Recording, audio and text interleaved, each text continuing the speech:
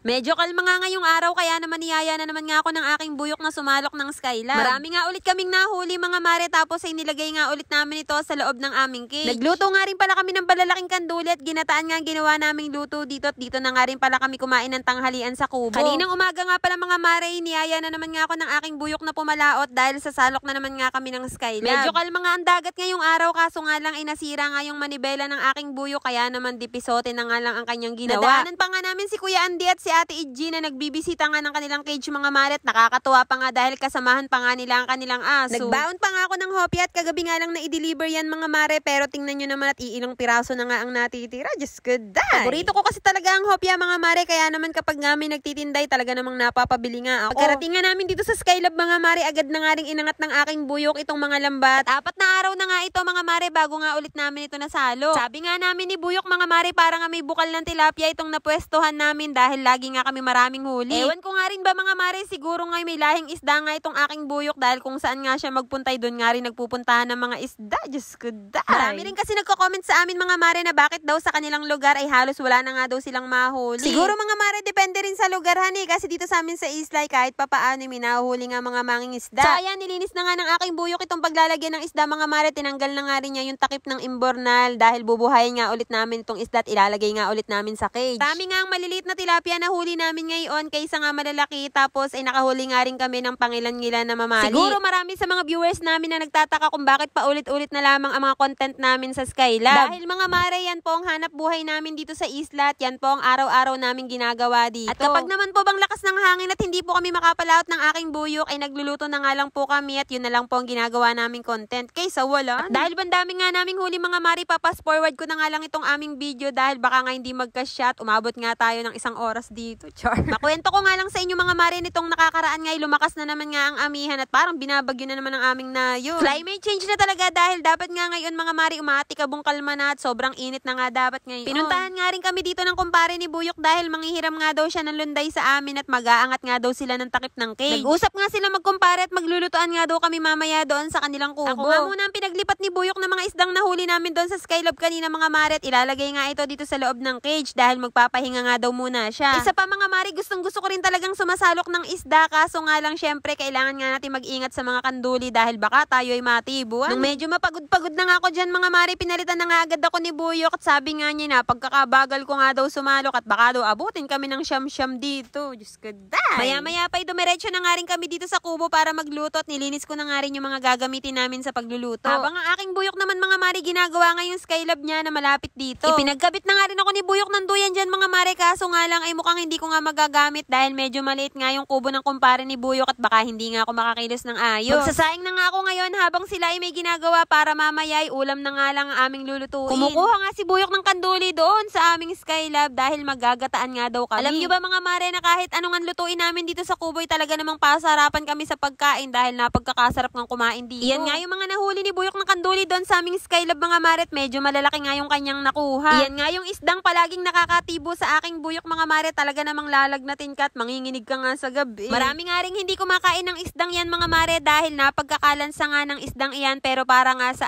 akin ay depende nga rin sa pagluluto. Tinatanggal pa kasi ang lansa niyan mga mare bago nga iyan iluto at ang ginagawa nga namin dyan ay binubuhusan namin ng mainit na tubig para mawala nga yung mga lansa at matanggal. Kayo mga mare at pare, pwede nyo bang i-comment sa comment section kung anong ginagawa nyong paraan para matanggal nga ang lansa ng isda? I-comment na rin kung mga taga saan kayo para naman malaman ko kung hanggang saan nakakaabot itong aking mga video. Hindi pa man lang nga kami nagsisimulang magluto mga mare, may dumating naman ngang unos, talagang nakakatakot at gumagalaw nga itong kubo. Pinakuluan na nga muna namin itong mga kanduli para matanggal na nga yung lansa niya mga mare at dahil wala nga kaming dalang mantika ay pagsasabay-sabayin na nga lang namin ang pagluluto. Si Buyok na nga lang din ang pinagluto ko mga mare dahil mas sanay nga siya at mas masarap nga siyang magluto kapag kaisda. Diyos ko mga mare, bago pa nga lang kumukulo itong niluluto namin ay may dumating na naman ngang pangalawang unos. Diyos ko day! Mahirap talaga kapag ka nasa laot ka at panay nga ang unos mga mare at nakakatakot. Pero saglit lang naman dumadaan ang unos mga mare at maya-maya nga'y kalma na naman uli. Nilagyan na nga rin ito ng 2 koko mama ni Buyok mga mare at nilagyan na nga rin niya ng mga pampalasa at maya-maya nga iluto na nga rin ito. Sarap. So ayun mga mare, nagpuntahan na nga rin dito sa Kubo ang mga gumagawa dahil kakain na nga kami ng tanghalian. Medyo napaagap nga lang ang pagkain nila mga mare dahil magi-11 pa nga lang nung mga oras na yan at kasama na nga rin daw dyan ang kanilang merienda. Diyos ko mga mare, kahit ano nga yatang kainin mo dito sa Kubo sa Laot ay lahat ay masarap. Akala nga namin mga mare, napakadami na nga naming nilagay na kanduli pero nung kumakain na nga kami ay parang nagkakahiyaan pa dun sa natira. Diyos ko day. Pagkatapos naman naming mananghalian ay dumiretso naman kami dito sa pulo dahil may gagawin nga daw lambat si